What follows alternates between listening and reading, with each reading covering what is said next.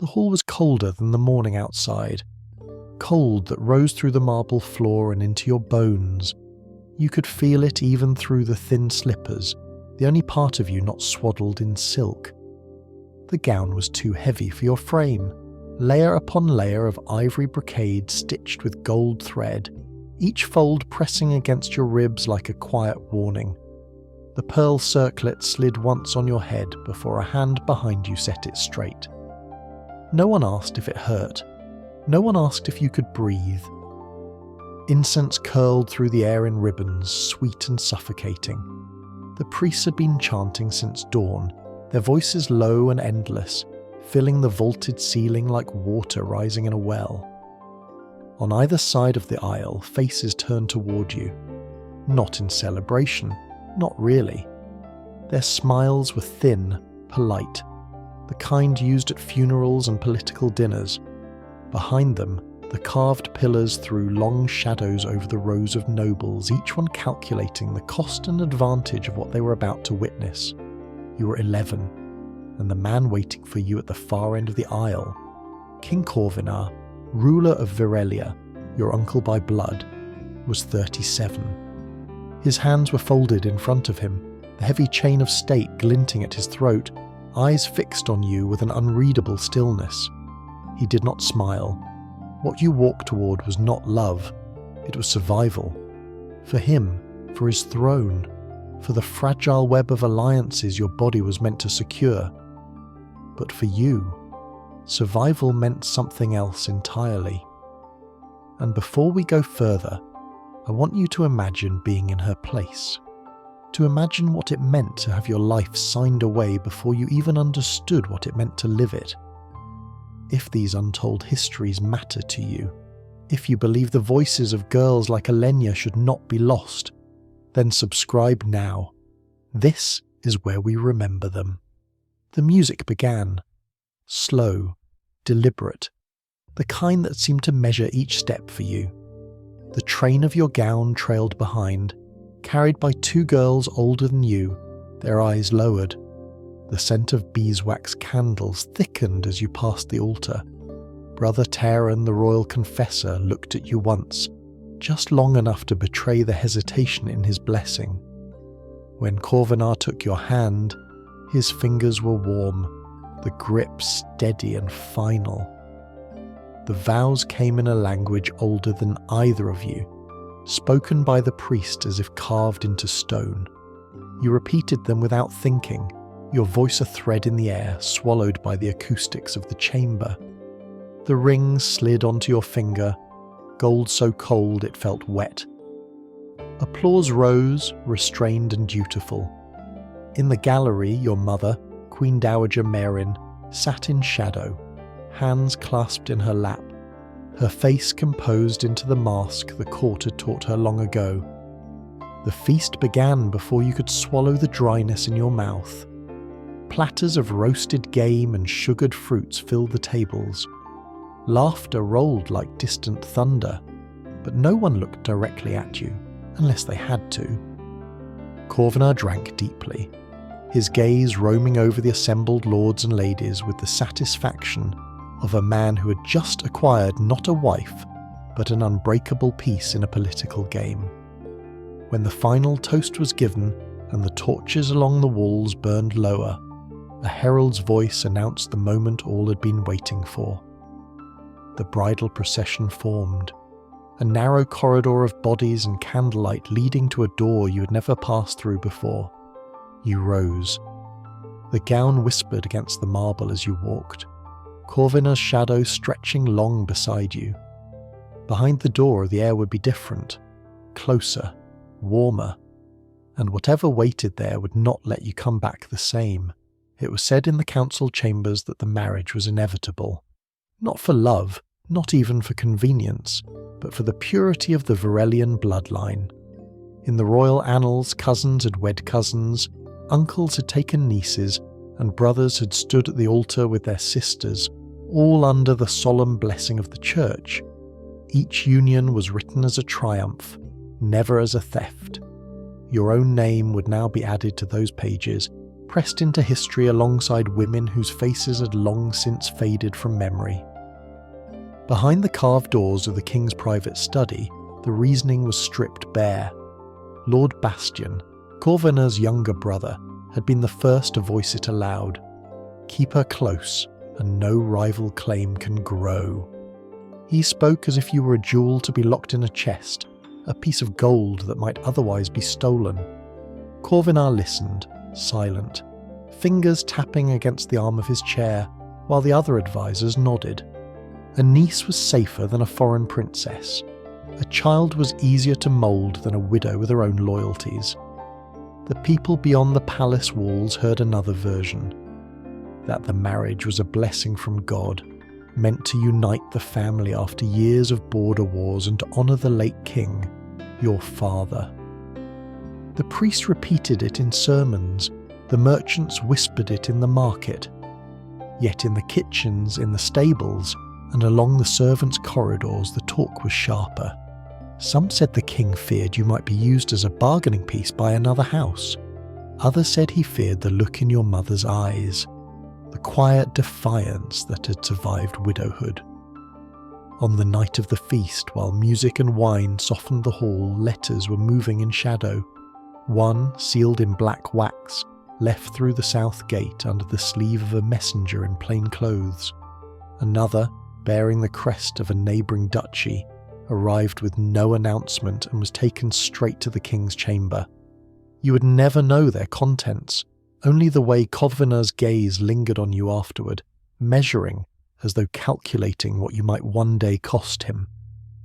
Your mother tried once more to speak with you, catching you in the corridor between the feast and the procession. The guards allowed only a brief exchange. Her hand was warm around yours, her voice a whisper. Remember who you are, even when they tell you otherwise. Before you could answer, she was pulled back into the crowd. When the final guests drifted away, the corridors emptied. The silence felt different now, thicker, as though the stone itself had been listening. You walked beside Corvinar, your steps echoing in unison, the train of your gown brushing the walls. Each door you passed closed in your wake, one by one, until only the last remained. The guard standing there bowed and stepped aside. Corvinar opened the door himself, his hand heavy on the latch. Beyond it the light was dim, the air warmer, scented faintly of wine and burning cedar.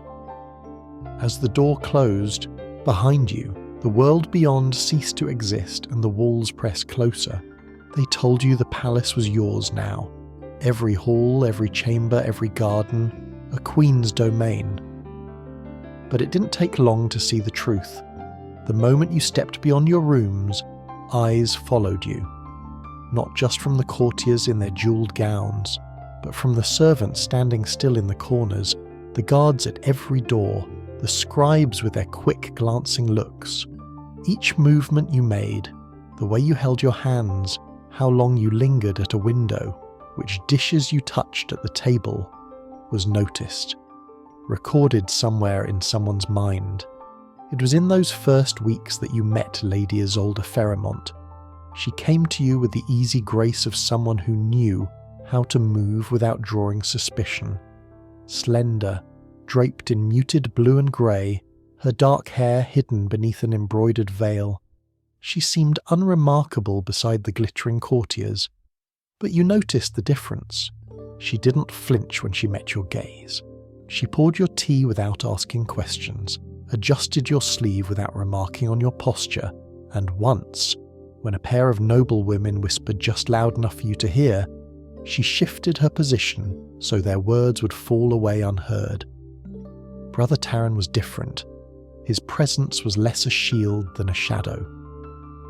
The royal confessor moved like the tide, slow, deliberate, always where one might not expect him.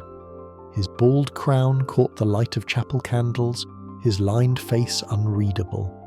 He spoke little to you, but you caught him watching more than once, not in the manner of the others, but as if weighing the truth against the record he was sworn to keep.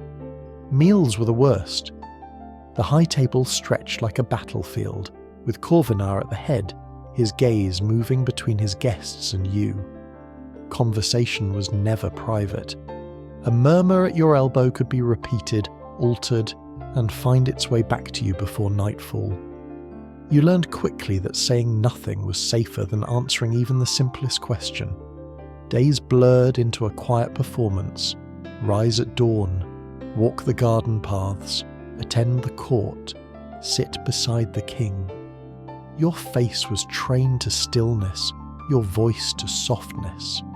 Every mistake, a dropped fork, a missed step in the dance, was remembered longer than any success.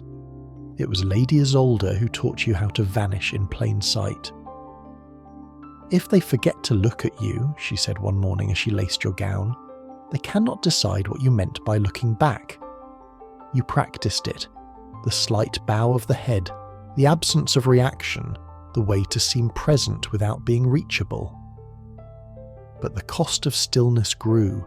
The colour drained from your face until even the servants whispered you looked unwell. Food lost its taste, and your appetite withered to almost nothing.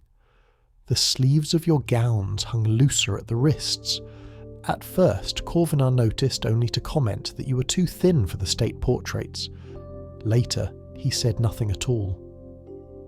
By night, the palace was silent, but never asleep. Somewhere, feet shifted in the corridor outside your door. A door hinge creaked and stilled. Sometimes you imagined the walls themselves leaning in, listening for the sound of you breathing. You learned the skill they had not intended to teach you, to become unreadable. And in the quiet between your own heartbeats, you began to understand. Silence was not just protection. It was the only power they would allow you. It began with notes that never reached you. Your mother, Queen Dowager Meryn, sent them through the hands of trusted servants. A folded scrap tucked beneath a tray, a single pressed flower left where you would find it. Each one vanished before it reached your rooms. The guards at your door, polite but unyielding, told you nothing. When you asked Corvinar if she was well, his answer was a thin smile. Days passed before you saw her again. It happened in the palace garden, a place you rarely visited without half the court trailing behind. That morning, the paths were strangely empty. She stood by the fountain, her morning gown the deep violet of bruised fruit, streaks of silver glinting in her braided hair. Her eyes, the same green as yours, lit for a heartbeat when she saw you. You were not alone. Lady Isolde walked a pace behind, 2 guards flanking you both. Still, the moment felt stolen. Your mother reached for your hands, gripping them tightly, as if she could keep you there through sheer force of will. Her fingers were cool, her voice barely above a whisper. They will take everything from you if you let them, she said. Even your name. Hold something back, Elenya. Anything. You wanted to answer, to tell her you had already learned to keep whole pieces of yourself hidden where no one could touch them. But the guard shifted, one clearing his throat. The sound sliced through the fragile space between you. She released your hands slowly, her expression returning to the careful neutrality the court demanded. "I'll see you soon," she said, though the words carried no conviction. By afternoon, the news spread through the palace. Queen Dowager Meryn had taken ill and would retire to her estate in the northern hills until her health returned. The official statement spoke of fresh air and rest. You knew better. Illness was the court's most convenient fiction, a neat way to remove someone without the stain of accusation. From your window you watched her departure. Her carriage rolled through the gate under the crest of the royal house, the curtains drawn. She did not look back. You stood there long after it disappeared from sight, the winter air seeping through the glass. The garden seemed smaller the next day. The fountain's water moved slower, the sunlight thinner. Without her, the space felt like the rest of the palace, watched, measured, waiting for you to make the wrong move. And deep down you understood. The message she had tried to give you in that brief meeting was not just a warning, it was a farewell. It began with your absence at a single feast. The reason, given loudly enough to be overheard, was that you were unwell, a touch of the winter fever. Courtiers nodded sympathetically, but their eyes gleamed with curiosity. By the next week you had missed the spring procession, and the whispers began to change shape. Some said you were with child. Others claimed the strain of queenship had proven too much for someone so young. A few, bolder in the safety of shadowed alcoves, wondered aloud if you had displeased the king. You heard fragments of it all through Lady Isolde. She brought them to you not as gossip but as warnings, so you could see how the court was painting you in your absence. She also brought small comforts, a sprig of lavender tucked into a folded handkerchief, a slice of honeyed bread wrapped in cloth, a scrap of ribbon she claimed had once belonged to your mother. These were tokens of the world beyond your chambers, proof that someone still thought of you as more than a name on a ledger. The palace continued without you, the way a river flows around a stone. Banquets were held, treaties signed, visiting nobles welcomed and dismissed. Lord Bastion's presence at the king's side grew more constant, his voice louder in council. Where once you had sat beside Corvinard at public events, now it was Bastion who leaned close to speak in his ear. When your name did appear, it was in the mouths of others.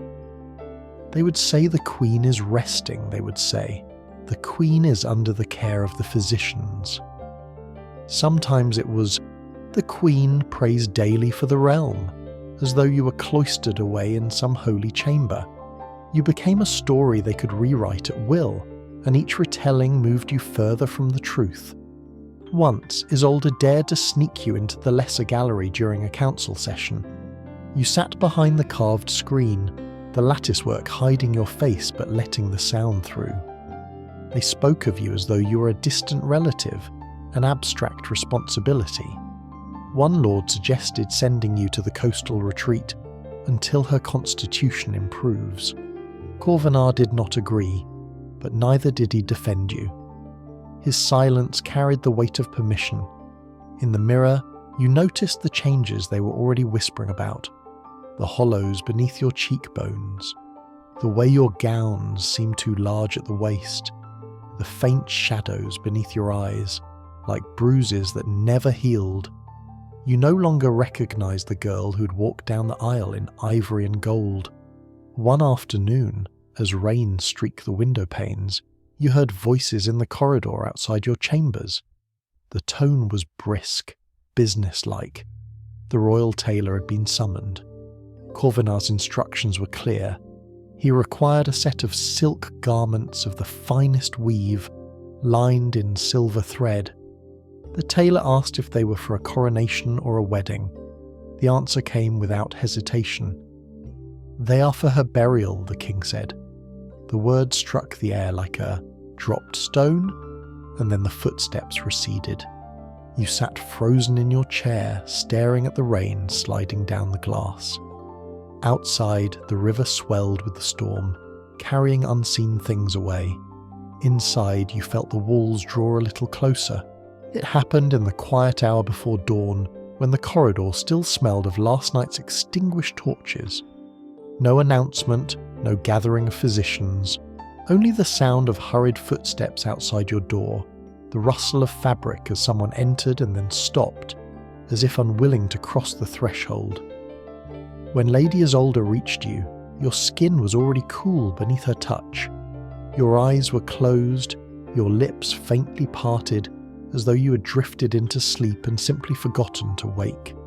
There were no signs of struggle, no words spoken to explain. The king's orders came swiftly. No bells, no public lament, no priest summoned until the body was prepared. Isolde was told to assist. She washed you in silence, her hands steady though her breath caught more than once. The water cooled quickly in the basin. She dressed you in the burial garments Corvinard had ordered, silk of a pale moonlit hue, lined in silver thread. the fabric sliding like water over your fragile frame. A circlet of pearls was set upon your head, strands of your chestnut hair arranged in perfect symmetry. Rings were slipped onto fingers that could no longer curl around them. The chamber smelled of myrrh and beeswax. The curtains were drawn tight. The light within dim and strange. Each step in the ritual was precise, each movement overseen by a silent servant of the court. None spoke your name. None looked directly at your face for more than a moment. When it was done, they placed you in a casket of polished walnut, lined in more silk. The lid fitted so tightly that once closed, it could not be opened without splintering the wood. The court would never see you again, not even from a distance, not even for a final farewell. In the chapel, Brother Taran stood alone before the royal ledger. His quill hovered over your name in the line of succession. He paused for the length of a single breath, then drew it through in ink so black it seemed to swallow the letters whole. In the margins he wrote a brief note. No issue. Deceased without cause. It was all that would remain of you in the official record. By midday, the casket had been taken down the servants' passage to the royal crypt, where the air was cold and still. There was no procession, no crown laid upon the stone. Above ground, the palace hummed with the business of governance. Petitions heard, meals served, disputes settled, as though nothing had happened at all. Only Isolde lingered in the empty chamber, her fingers pressed to the sleeve of the gown you had worn the day before. She folded it neatly, placed it in a chest and closed the lid. She knew the order forbidding her to speak of you was absolute. But in the silence, she made her own vow, to remember you exactly as you were before the silk and the pearls, before the ink blotted out your name. Whispers have a way of surviving where truth cannot. In the weeks after your burial, the palace did its best to seal every crack through which your name might slip. The official account that you had passed quietly in your sleep was repeated with mechanical precision. Yet in the markets, in the cloisters, in the smoky corners of taverns, other stories grew. Some claimed you'd been poisoned, others that you had taken ill from grief. None agreed, but all agreed on one thing. The queen had been too young to die without reason. Corvinar's reign began to shift under the weight of those murmurs.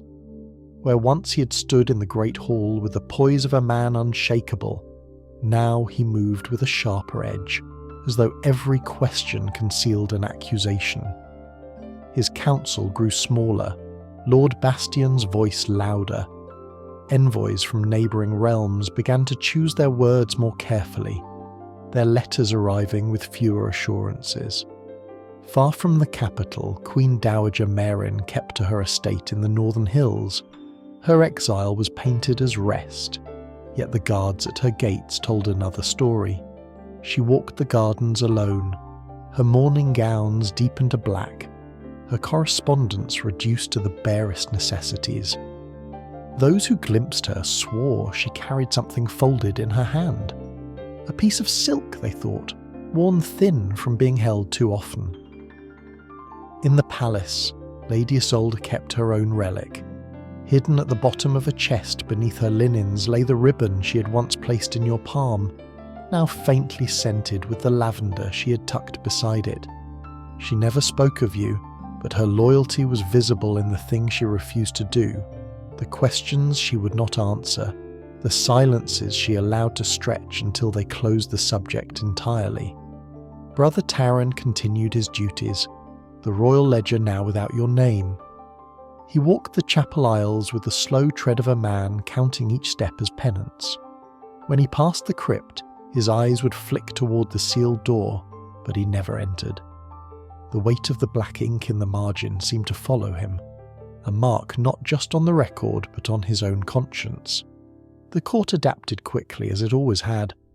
Feasts resumed, music returned to the halls, yet there were small reminders, the way the sunlight struck the empty space beside Corvinar's throne, the chair where you once sat during audiences now pushed against the wall.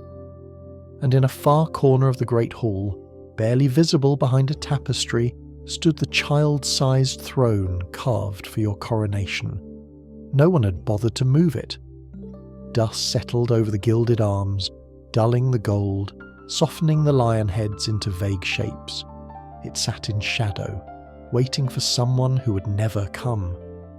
The air there was colder, as if the stone remembered, and for those who stumbled upon it, a servant, a scribe, a courtier taking the wrong turn, the sight held them still for a breath too long, before they stepped away in silence, carrying the echo with them.